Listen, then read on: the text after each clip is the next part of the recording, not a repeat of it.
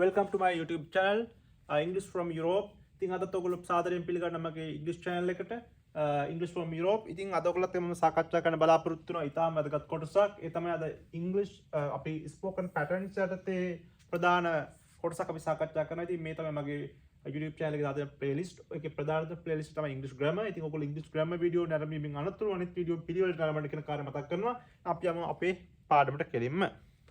right අද ඔයගොල්ලෝ මම සාකච්ඡා කරන්න බලාපොරොත්තු වෙන්නේ මෙන්න මේ වාක්‍ය රටාව don't let මෙන්න මේ don't let කියන කොටසින් පිටිපස්සට අපි මෙන්න මේ වගේ නාම පදයක් දානවා him her them it Nimal Kamal Geetha වගේ පදයක් මතක තියාගන්න මේ නිමල් කමල් ගීතා වගේ පද ඇරුණාම අපි මෙතනට දාන්නේ අනුක්ත ස්වරූපේ පදයක් අපි මෙතනට he කියලා දාන්නේ නැහැ මෙතන අපි she කියලා දාන්නේ නැහැ මෙතන they කියලා දාන්නේ නැහැ. අපි it කියන එක ඒ විදිහෙන් භාවිත කරනවා. මෙන්න මේ අනුක්ත ස්වභාවයේ නාම පදයක් තමයි අපි දාන්නේ.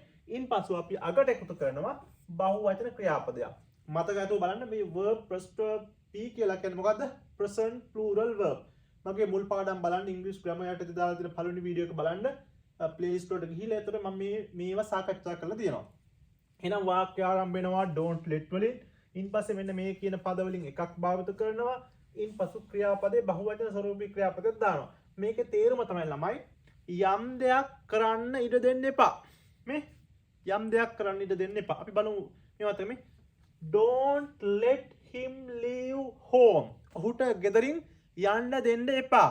කියන අදහස. පැහැදිලිද? ඔහුට යන්න දෙන්න එපා ගෙදරින්. මේ නැත්නම් ඔහුට යන්න ඉඩ දෙන්න එපා.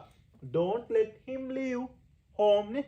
don't let him leave home. මේ බලන්න don't එදිලා තියෙනවා ඉන්පසු him මේ ඔහුට මෙන්න මේ him කියන පදේ ඉන්පසු මතකද මේ leave කියලා කියන්නේ බහුවචන හැර යනවා එහෙනම් don't let him leave home කියන ඔහුට ගෙදර දාලා යන්න ඉඩ දෙන්න එපා මේ don't let food burn මේ කෑම පිච්චෙන්න දෙන්න එපා නේ කෑම පිච්චෙන්න දෙන්න එපා ඔයගොල්ලෝ කෑමක් මකර උයනවනම් නේ ඒක පිච්චෙන්න දෙන්න එපා මේ don't let food burn මෙන්න මතක තියාගන්න මේ food burn පිච්චෙන්න ඉඩ දෙන්න burn කියන්නේ බහුවචන ස්වරූපී ක්‍රියාපද මේ don't let her die ඇයට මැරෙන්න ඉඩ දෙන්න එපා don't let her die ඇයට මැරෙන්න ඉඩ දෙන්න එපා මේ don't let the baby fall නේ බබාට මේ බබාව වැටෙන්න දෙන්න එපා බබාව වැටෙන්න දෙන්න එපා නේ don't let the baby fall මේ don't let නිමල් come නිමල්ට එන්න ඉඩ දෙන්න එපා don't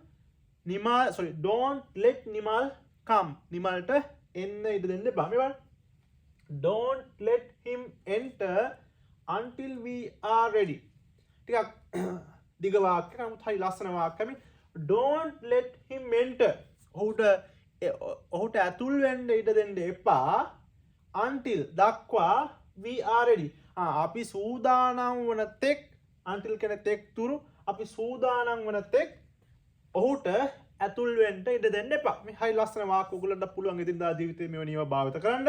මේ බලන්න don't let the cat jump on the bed.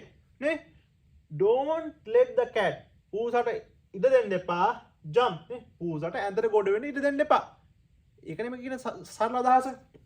don't let anyone to talk to you. නේ ඔයාට කාටවත් කතා කරන්න ඉඩ දෙන්න එපා. don't let anyone to talk to you anyone කෙනෙක් කිසිම කෙනෙක්ට කතා කරන්න ඉඩ දෙන්න එපා නේ don't let him eat apples ඔහුට ඇපල් කන්න දෙන්න එපා නේ ඔහුට ඇපල් කන්න ඉඩ දෙන්න එපා හරි සරලයි don't let them win this match ඒක නැත්නම් ඔවුන්ට මේ තරගය දිනන්න ඉඩ දෙන්න එපා ඉතින් අන්න අපි සාකච්ඡා කරපු ඉතාම සරල වාක්‍ය පැටර්න් අපි ඔයගොල්ලන්ට මේ වගේ වාක්‍ය පැටර්න් දිගටම බලන්න ඕන මගේ channel එක subscribe කරලා තියාගන්න අපි නේ වීඩියෝ අප්ලෝඩ් කරනවා මට පහුගිය මාසේ නම් වීඩියෝ ටික අප්ලෝඩ් කරන්න බැරුණා මගේ අධ්‍යාපන කටයුතුත් එක්ක ඒ නිසා ඉතින් ඔයගොල්ලන්ට ලස්සන වීඩියෝ එකක් නෝවේ ඉඳලා ඉංග්‍රීසි ටික හදාගෙන කොහොමද නේ ඔක දැන් ගොඩක් කට්ටිය ලංකාවේ කට්ටිය මයිග්‍රේට් කරනවා ඒ නිසා ඔයගොල්ලන් ඉංග්‍රීසි ඉතාම වැදගත් IELTS level එක නිසා මගේ channel එකේ වීඩියෝ බලන්න ඒත් එක්ක මගේ free classes සහ paid classes තියෙන ඔයගොල්ලන්ට ඒවල join වෙන්න පුළුවන් IELTS ඒත් එක්ක O level A level classes ඉතින් අපි එහෙනම් අලුත් වීඩියෝ එකකින් හම්බෙමු මගේ channel එක subscribe කරලා තියන්න English from Europe මම සමීර සඳරුවන් නෝර්වේ ඉඳන්